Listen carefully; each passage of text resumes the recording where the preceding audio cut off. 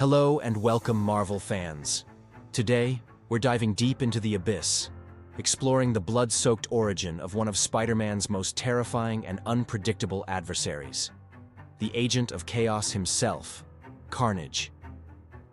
Forget what you think you know about supervillains. Carnage isn't after money, power, or world domination. He's a force of nature, a hurricane of destruction given form, and his story is one of the darkest in the entire Marvel universe. So, buckle up, because we're about to witness the birth of pure, unadulterated chaos. Our story begins not with a grand cosmic event, but within the cold, grim walls of a prison cell, with a man named Cletus Cassidy. Before he became the Crimson Nightmare, Cletus was already a monster. His history is a disturbing catalog of horrific acts, starting from a deeply troubled childhood. Even as a boy, he displayed a profound lack of empathy and a frightening inclination towards violence. This wasn't a case of a good man gone bad. Cletus Cassidy was a bad man waiting for the power to become something far, far worse. He was a serial killer, a nihilist who believed that life was meaningless and that the only true freedom was found in chaos. He saw laws, morals, and society itself as jokes, and his life's work was to prove it, one victim at a time. This pre-existing philosophy is crucial because, unlike many other villains, the symbiote didn't corrupt Cletus Cassidy. It merely gave him the tools to finally unleash the monster that was already there. Now, let's bring in another key player, Eddie Brock, the original Venom. By this point, Eddie and his alien other had a complicated relationship, but they were incarcerated in the same prison as Cletus. In a fateful turn of events, the Venom symbiote, ever resourceful, found its way back to Eddie to stage a dramatic prison break. As it burst through the walls, freeing its host, it left a little something behind. A tiny, almost insignificant piece of itself. A single spawn was shed in the chaos. And in that prison cell, a cell that stank of despair and malice, that offspring found the perfect host. It found Cletus Cassidy. The symbiote bonded with Cletus not just through his skin, but through his blood, entering a cut on his hand. This created a bond far deeper, far more permanent, and infinitely more dangerous than the one between Eddie and Venom. It wasn't just a host and a parasite. They became one entity. And so, in the Amazing Spider-Man issue number 361, published in 1992, Carnage was born. The moment the new Crimson symbiote merged with Cassidy, the Marvel Universe changed.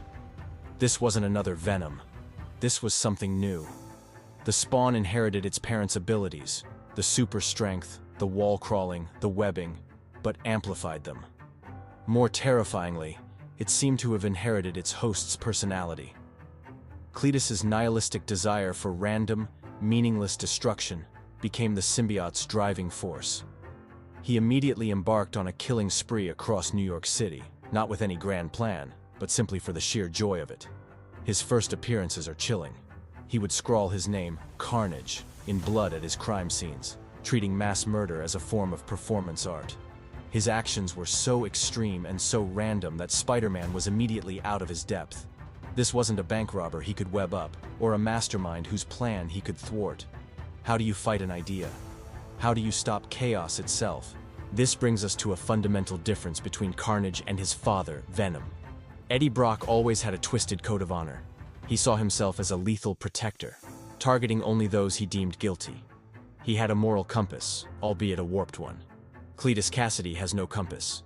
His needle just spins wildly, pointing only towards more destruction. Where Venom says, "We are Venom," highlighting a partnership, Carnage screams, "I am Carnage," signifying a singular, unified identity. The symbiote doesn't influence Cletus. It empowers him. It gives him the ability to turn his very body into a weapon, forming blades, axes, and tendrils from his biomass. He is, in essence, a walking, talking weapon of mass destruction with the mind of a deranged artist whose only paint is blood. This distinction is what makes him so uniquely horrifying.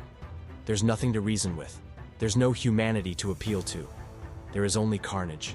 Faced with this unprecedented threat, Spider-Man was forced to make a decision he never thought he'd have to make. He realized he couldn't beat Carnage alone. He needed to fight fire with fire, and so, he sought out his sworn enemy, Venom.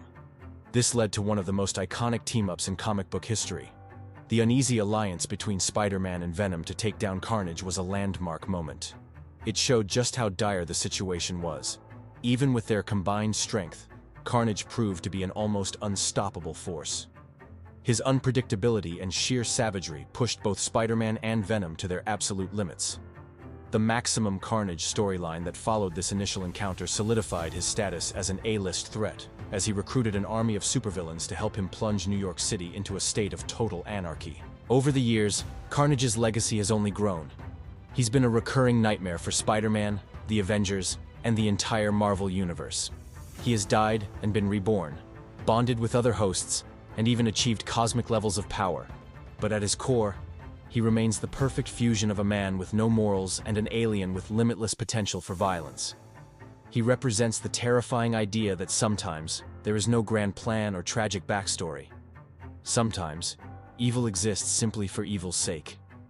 He's not just a villain, he's a philosophical threat, a living embodiment of nihilism who forces our heroes to confront the darkest aspects of existence.